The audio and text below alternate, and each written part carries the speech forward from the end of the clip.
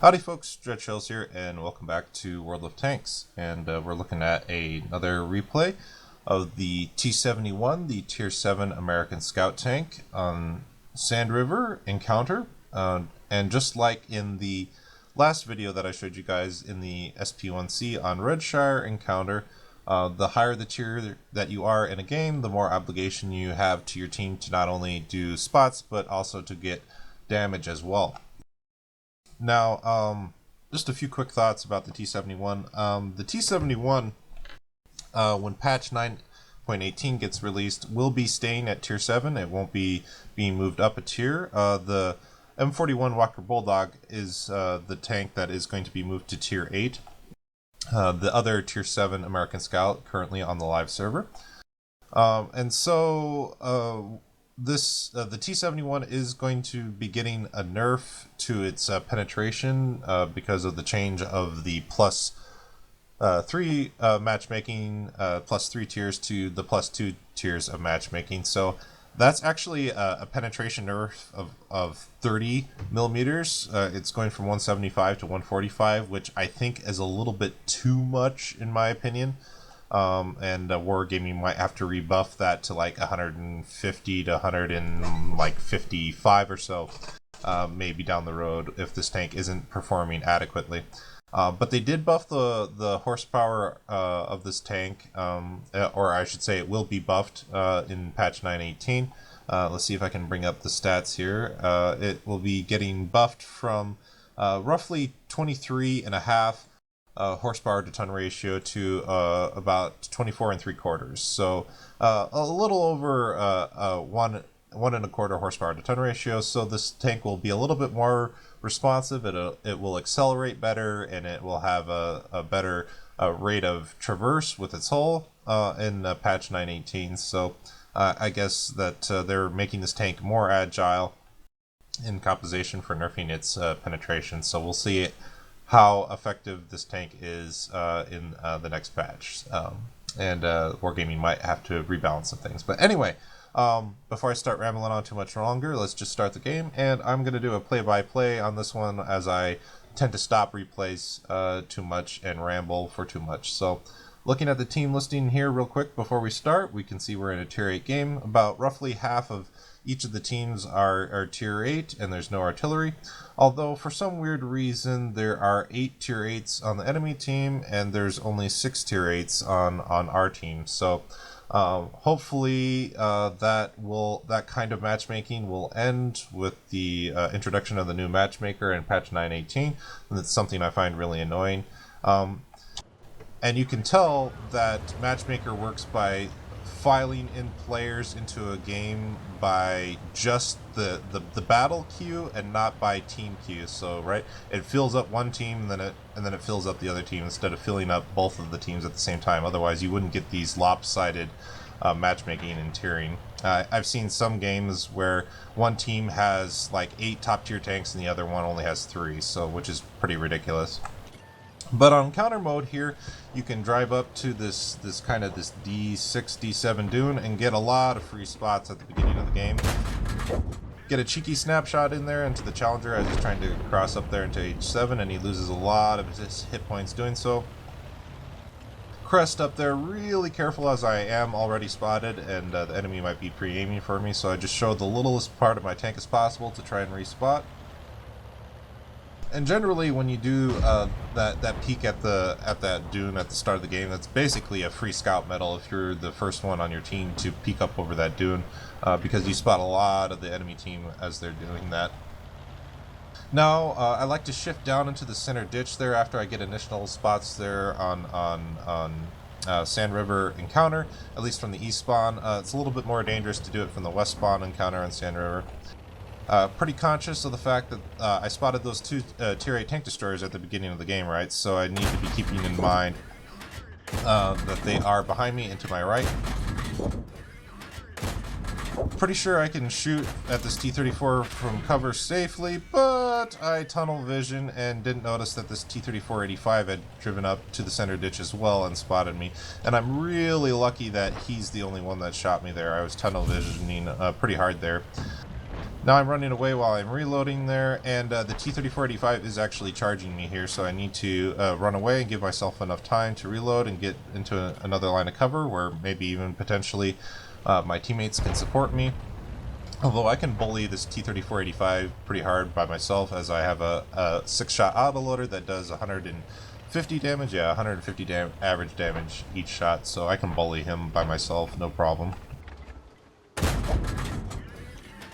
Now I'm trying to get shots here, get a nice cheeky shot in there into the turret right before he gets back into cover, and I was trying to kill him before he got back into cover, otherwise he would have made it a lot more difficult to kill him there. Now that we kill him, then we're going to move back up to our previous position and try to spot over here on the 1-2 line and maybe get some flanking fire into the back of tanks that are up here in the middle in the C6 area.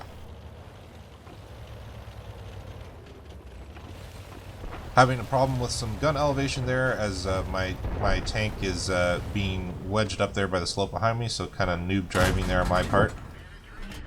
Decide to go for the Borsig here, as he is a tank with a really dangerous gun. He has lower HP and he has less armor, so he is the easier tank to kill and he has the more dangerous gun. So I think that was 4 shots in there into the Borsig, and so a fairly decent clip there, and now he is a lot more killable for our teammates there. Now just continuing to support my super version that's over here in the south here in this K3, J3 area. Putting flanking fire in here from the middle of the map and trying to support him as best I can. And luckily we were able to get 2 shots of damage into the IS-6. The IS-6 is very hard to penetrate at distance with low caliber guns that scouts tend to have, and especially with the T71. And quite honest, with the pen nerf that is coming to this tank in patch 9.18 from 175 to 145 millimeters of penetration, I don't think that you will be able to get those kind of shots into heavily armored tanks, even with their side armor, because if they're even slightly angled at all, then you'll have a hard time penetrating them with 145 millimeters of penetration. Really bad misplay there, playing against the Skoda T25, the Tier 6 Czechoslovakian medium tank. My first shot unfortunately missed there, some lazy auto aiming, and also because I'm failing to take into account that just because I have an autoloader doesn't mean I should sit and trade with him, even though he's a lower tier tank, because he has an autoloader as well.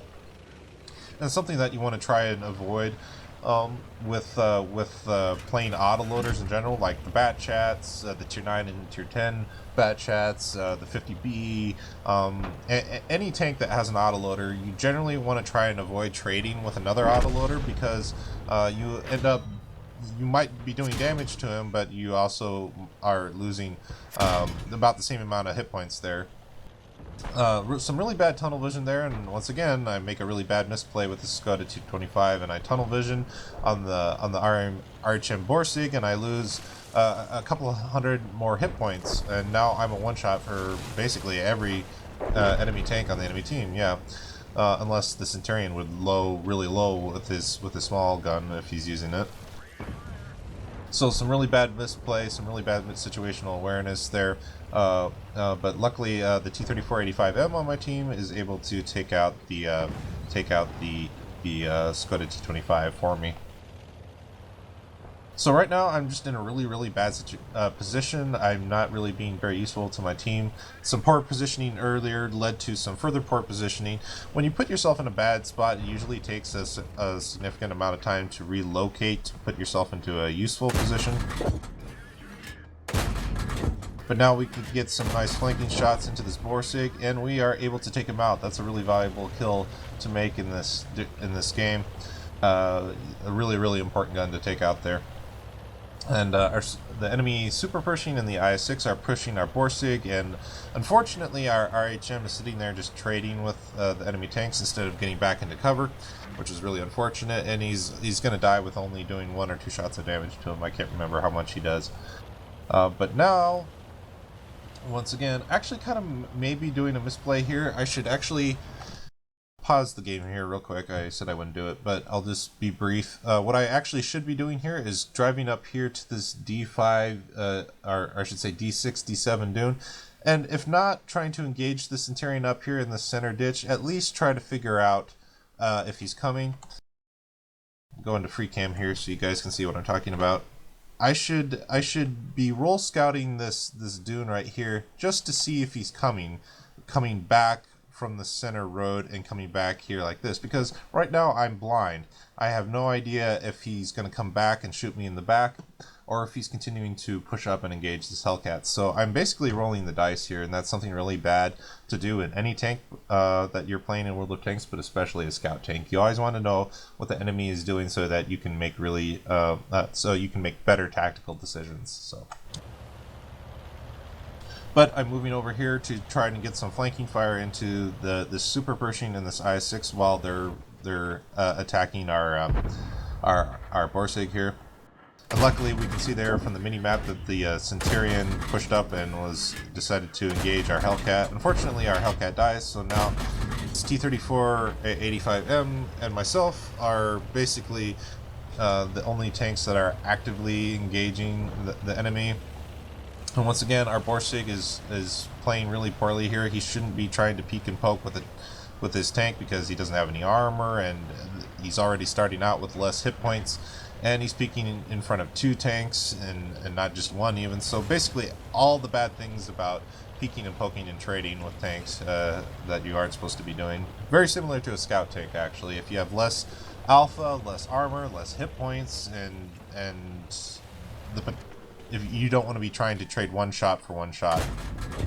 So right now I know I'm out of draw range of the enemy IS-6 and the Super Pershing, so I'm safe to shoot the Centurion as long as he doesn't turn and start aiming at me, in which case I could just reverse back on this side of the dune.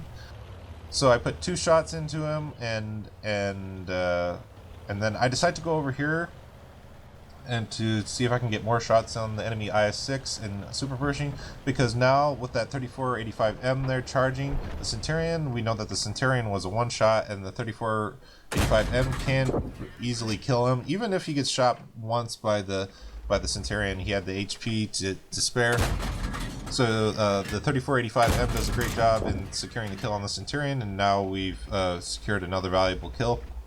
And now we can start focusing on encapsulating the Super Pershing and this IS-6. Get a couple shots of damage there on the Super Pershing, holding my last shot there just in case I would have a shot there. The side of the IS-6 turret is actually really hard to pen, even with the current penetration of the T71, and it's going to be pretty much impossible to pen the side of an IS-6 turret, I would think, unless you're a lot closer. With the penetration error that's going to be coming to this T71. Take a blind shot there, as I think I was having a side of the IS-6 hull for a moment, so potentially we might have done damage, maybe not. Decide to go for a full clip reload here. The IS-6 and the Super Pershing have lost some hit points, but I have the time to reload, and you never know, I probably would bounce a few shells when I'm shooting at them potentially, as they have quite a decent amount of armor, at least frontally, for the Super Pershing. So right now I'm changing the angle of engagement and trying to get some vision on the Super Pershing and the IS-6. Trying to communicate with my 34-85M teammate here that I'm pretty sure that the enemy IS-6 and Super Pershing know that we are the more mobile tanks, and so they're slower and they have armor, so they can't really chase us down on a large open map like San River. So I'm anticipating that they're going to try and cap, so I communicate that to my teammate and to let them know to prepare. And right now, cautiously moving up sand dune to sand dune, trying to respot the enemy Super Pershing and IS-6 to see what they're doing here. Nothing spotted yet. Creeping up here slowly, and there we go, we respot the Super Pershing there. It looks like they wrapped around the zero line corner for a moment, and now they're coming back to the west and towards the cap circle. So now that I've spotted them, my 34-85 teammate there knows that they're coming, and hopefully that he will be able to use that information to keep at distance and not to let them get too close. Right now I'm just trying to communicate with him, telling him to stop peeking that shot and to run away, get distance on them, and move back and flank. And he's starting to get a little bit of the idea there. Luckily, I was able to get one shot of damage in on the IS-6 while they were crossing earlier. Really bad angle to shoot at the super Pershing there and the IS-6 and unlikely penetration. But the really nice thing about me getting at least one penetrating hit on the IS-6 is now he's a one-shot. So if I can take him out, then it'll be a lot easier for me and my teammate there to flank the super Pershing from two sides, and the win would be not certain for sure, as I am a one-shot, but it would be a lot easier to deal with than dealing with the IS-6 and the super Pershing. So initially, I'm going to pause here. Initially, ideally, what I was hoping for is that I was going to be playing in the south K-line dune draw area right here. And let's see if I can go into free cam one more time here. And zoom out. See if I can remember how to do this. There we go. Haven't used free cam in a while. Basically, what I'm trying to do here is I was hoping that my teammate, the T-34-85M, would be sitting up here along this middle F-line ridge area, and as anticipating that the super Pershing and the IS-6 would be moving into the cap circle here, that I would be on one side of them and he would be on the other side, right? So whichever way that they were looking, potentially that one of us would have an easier shot of damage in on at least one of them. So that was my goal. Unfortunately, my teammate is still hanging out over here in the south, so I need to rethink how I want to flank them, right? Because they committed over this dune right here, if you look here, because they drove over this dune and are driving in here into the cap circle like this means that I can sneak up over this dune here and actually drive back over here to this corner where they were just at, so I can actually shoot them from behind from the east. So instead of a north-south flank position like I was originally hoping for, I can adapt and now turn it into a west and east flank as they are sitting into the cap circle.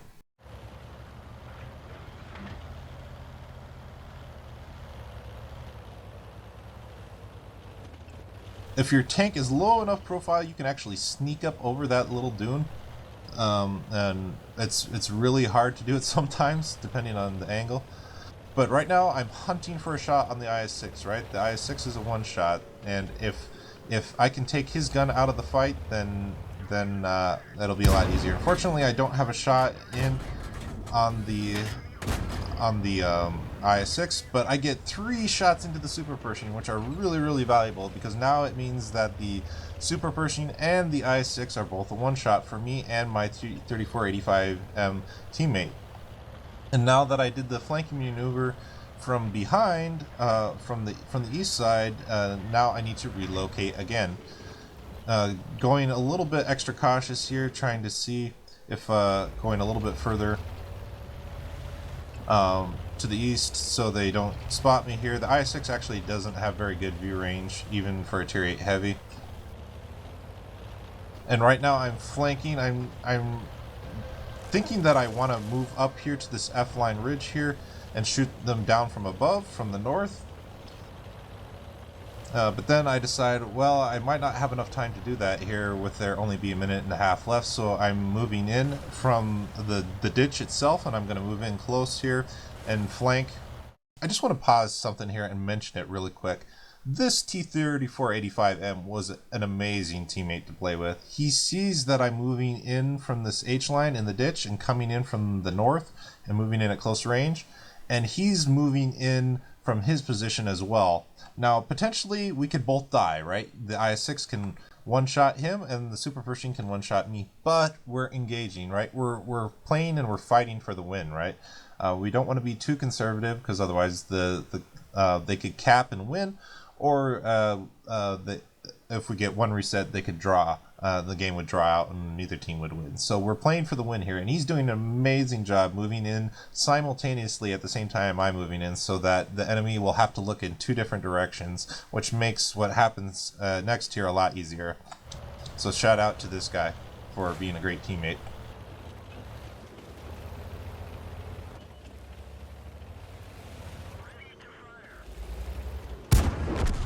Get a cheeky shot through the wall there, and the IS-6 was looking towards the T-34-85M, and we get two quick kills in succession there, bam bam, and we get the Super Pershing killed and the IS-6 killed, and we win the game.